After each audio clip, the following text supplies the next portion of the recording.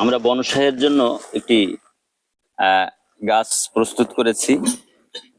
তো এটি একটি পাকুড় বট। গাছটিকে একটি পুরনো ওয়ালের থেকে সংগ্রহ করেছি।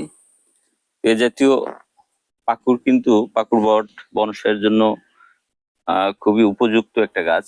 কারণ এই গাছটি একটা সময় খুব সুন্দর একটা আকার ধারণ করে এবং বিশেষ করে এই গাছের যে আয়ুষ্কাল শত শত বছর কিন্তু এই গাছগুলো বেঁচে থাকে এবং যে কোনো প্রতিকূল আবহাওয়ার ভেতরেও কিন্তু এরা বেঁচে থাকতে পারে। তো আমরা বনসাইয়ের জন্য এটিকে নির্বাচন করেছি। এই পাকুড় বটটি আমরা একটা পটে স্থাপন করব। সাধারণত যে গাছগুলো একটু ডালপালা অনেক আছে এবং ঝোপালো, এ জাতীয় গাছ কিন্তু বনসাইয়ের জন্য কিন্তু এই চারা কিন্তু উপযুক্ত। তো আমরা অনেক দেখে শুনে কিন্তু এটিকে কিন্তু বনসাইয়ের জন্য কিন্তু এটিকে নির্বাচন করেছি। তো আমরা এটিকে এখন একটি পটে স্থাপন করব।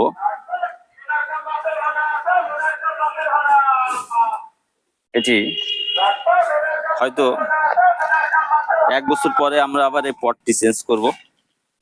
এখন এটিকে একটি ছায়াযুক্ত স্থানে রাখতে হবে, যেহেতু একটি গাছ লাগানোর পরে কয়েকদিনের জন্য ওকে একটু ছায়ায় রাখলে ভালো হয়।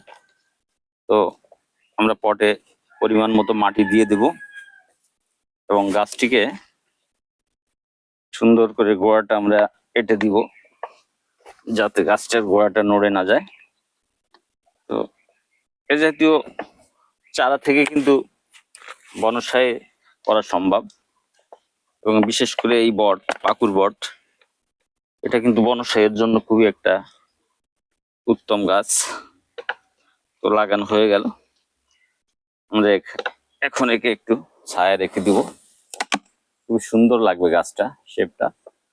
2 বছর পরে হয়তো এই গাছটা অনেক সুন্দর আকর্ষণীয় হয়ে উঠবে।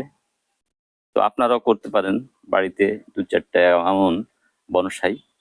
কারণ গাছের মাঝে আপনি যখন মিশে থাকবেন, আপনার মন প্রাণ ভালো থাকবে। প্রকৃতির মাঝে আপনি ফিরে পাবেন আপনার নতুন জীবন। তো আসুন সবাই গাছ লাগাই, পরিবেশকে রক্ষা করি।